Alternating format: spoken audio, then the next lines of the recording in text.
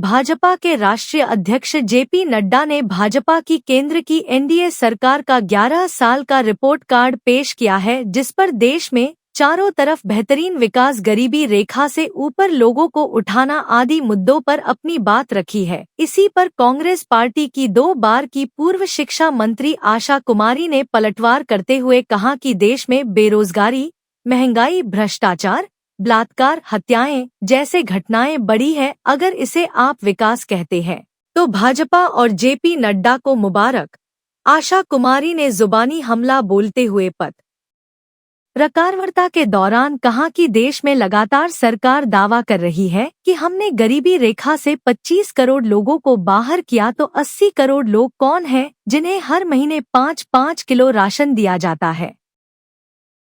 पूर्व शिक्षा मंत्री आशा कुमारी ने भाजपा राष्ट्रीय अध्यक्ष जेपी नड्डा से कई सवाल पूछे हैं। उन्होंने कहा कि आप भाजपा के राष्ट्रीय अध्यक्ष हैं, आपकी सरकार ने केंद्र में 11 साल पूरे किए हैं, लेकिन इन 11 सालों में महंगाई, बेरोजगारी, भ्रष्टाचार अंतिम छोर पर है। गरीबी के आंकड़े देखें तो हम हर महीने 80 करोड़ लोगों को मुफ्त 5 किलो राशन देते हैं, कुछ बदलाव नहीं हुआ है। देश की जनता का ध्यान भटकाना भाजपा की पहली आदत है। देखिए, नड्डा जी का जो रिपोर्ट कार्ड है, मैं समझती हूँ कि एक मनगढ़ंत दस्तावेज़ बना करके, क्योंकि उनको कुछ तो बोलना है। 11 साल से जो पार्टी, जो गठबंधन नाकाम रहा है हिंदुस्तान में कुछ भी करने में, क्योंकि अगर आप देखें, वो भ्रष्टाचार मुक्त की बात करते हैं, रोज़ ये देखने को मिलता है, फलाना ब्रिज कल बना आज टूट गया, फलाना एयरपोर्ट आज बना कल टूट गया, फलाना कोई कार्य हुआ उसकी बिल्डिंग आज बनी, आज उसका उद्घाटन हुआ, कल टूट गया। भ्रष्टाचार जो है व्यापक स्तर पे फैला हुआ है। और अगर हम देखें, भ्रष्टाचार का सबसे बड़ा जो उदाहरण है वो पीएम केयर्स फंड है, जिसके हजारों करोड़ जिसमें लोगों ने दिए हैं, और वो कहते हैं कि ये नाम पीएम केयर्स फंड है, और कहते हैं कि हिंदुस्तान की जनता को कोई हक नहीं है जानने का कि वो पैसा कहाँ से आया, कहाँ जा रहा है। हिंदुस्तान का पैसा है, हिंदुस्तान के लोगों को पूरा हक होना चाहिए हर बात को जानने का। यहाँ तक महिलाओं की बात ये करते हैं, जितनी असुरक्षित महिलाएं आज की तारीख में हैं, मुझे नहीं लगता कि वर्षों से ये हाल थे। कहीं की भी बात आप ले लीजिए, rape cases on the rise हैं, छेड़छाड़ के केसेस ऑन द राइज़ हैं, किडनैपिंग के केसेस ऑन द राइज़ हैं। हर तरह से अगर आप देखें तो महिला सुरक्षा से इन्होंने 100% जो है कॉम्प्रोमाइज़ किया हुआ है। ये आरक्षण की बात करते हैं। महिला आरक्षण जो है पंचायती राज संस्थाओं में, लोकल बॉडीज़ में स्वर्गीय राजीव गांधी जी की देन है, उन्होंने दिया था 33%। पास कराना जो है देना नहीं होता है।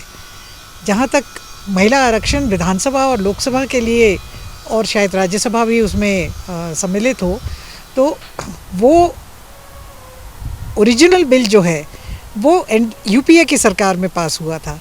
उस समय भारतीय जनता पार्टी जो थी, उन्होंने इसको समर्थन देने से इनकार कर दिया था।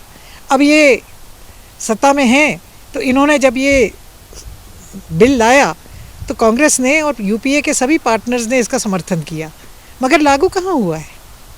अभी तो डिलिमिटेशन नहीं हुई है, और डिलिमिटेशन तो छोड़ दीजिए, सेंसस नहीं हुआ है। जब तक सेंसस नहीं होगा तब तक डिलिमिटेशन नहीं होगी, जब तक डिलिमिटेशन नहीं होगी तब तक आरक्षण नहीं होगा। तो ये तो एक दिखावे के लिए इन्होंने कहा है कि महिलाओं को हमने आरक्षण दे दिया, वरना ये बताएं कहाँ दे दिया, बताएं कौन से विधानसभा या कौन सी लोकसभा या कौन सी राज्यसभा में इन्होंने उसको लागू किया है। दे देना, पारित करना अलग बात होती है, लागू करना अलग बात होती है। कांग्रेस ने पहले भी पूछा है, यूपीए ने पहले भी पूछा है, हम फिर पूछ रहे हैं कि ये बताएं कि ये कब तक लागू हो जाएगा, क्या ये लागू होगा भी या नहीं होगा। और जो असली बातें हैं उस पर रिपोर्ट कार्ड की ये चर्चा नहीं करेंगे। आज बेरोज़गारी का क्या हाल है, आज महंगाई कहाँ आसमान छू रही है, आज हिंदुस्तान की रैंकिंग हर चीज़ में क्यों गिर रही है। चाहे फ्रीडम ऑफ प्रेस ले लीजिए, चाहे गरीबी रेखा की बात कर लीजिए। मैं जानती हूँ कि ये इस तरह की बातें करते हैं कि हमने इतने लोगों को गरीबी रेखा से बाहर निकाल दिया। अगर ये ऐसा कहते हैं तो फिर 80 करोड़ कौन से लोग हैं जिनको ये 5 किलो राशन जो इनको देना पड़ता है? अगर लोग पॉवर्टी लाइन से बाहर निकलेंगे, गरीबी रेखा से बाहर निकलेंगे, तो ये 80 करोड़ की संख्या घट करके, अगर ये कहते हैं कि 50,000 करोड़ लोगों को निकाला है, तो ये 80 करोड़ से घट करके ये 65 करोड़ पे आ जानी चाहिए थी, या उससे भी नीचे जानी चाहिए थी, 55 करोड़ पे चली जानी चाहिए थी। मगर वास्तविकता ये है कि गरीबी के उसमें, हंगर इंडेक्स में भारत का स्तर जो है अंतर्राष्ट्रीय स्तर पे गिरा है। करप्शन में अभी जो हाल ही में आंकड़े आए थे, एशिया का सबसे करप्ट देश जो है, जहाँ सबसे ज़्यादा भ्रष्टाचार है, वो भारत को माना गया है। यानी कि हम छोटे छोटे जो देश हैं उनसे भी हमें आगे आका गया है। तो मैं नहीं समझती कि नड्डा जी का जो रिपोर्ट कार्ड है ये सच्चाई के कहीं भी नज़दीक है, ये तथ्यों से परे है। और इनको जवाब देना पड़ेगा कि आज बच्चों को जो पढ़ लिख करके डिग्रियां लेकर के बैठे हैं उनको नौकरियां क्यों नहीं मिल रही हैं, पेपर लीक क्यों हो रहे हैं, क्या कारण है? क्या कारण है कि कीमतें जो हैं वो आसमान छू रही हैं? ना हमारी इंटरनल पॉलिसी क्लियर है और ना हमारी विदेश नीति क्लियर है। हम कहाँ खड़े हैं आज, उसके बारे में भारतीय जनता पार्टी चर्चा नहीं करती है। और राहुल गांधी जी ने पिछले कल परसों में एक आर्टिकल लिखा था जो कि बहुत सारे अखबारों में प्रकाशित किया गया महाराष्ट्र के चुनाव को लेकर के। और मैं समझती हूँ कि वो आर्टिकल जो है वो हिंदुस्तान की जो प्रजातंत्र है हमारे हिंदुस्तान का, उसके भविष्य की एक नींव रखेगा। और चुनाव आयोग को अब इसका बिल्कुल जवाब देना चाहिए जो राहुल गांधी जी ने बातें उठाई हैं।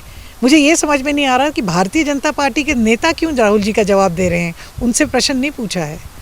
हमारे प्रश्न जो है वो चुनाव आयोग से है, और चुनाव आयोग हमें जवाब दे कि अगर वो जैसे अपने आप को कॉन्स्टिट्यूशनल ऑटोनॉमस बॉडी मानते हैं तो वो अपना प्रूफ भी करें, स्पष्ट करें कि जो बातें राहुल गांधी जी ने उठाई हैं उन जवाबों का, अगर बातों का जवाब आ जाएगा तो जो रिपोर्ट कार्ड है जो आपके सामने रखा गया उसकी सच्चाई भी सामने आ जाएगी।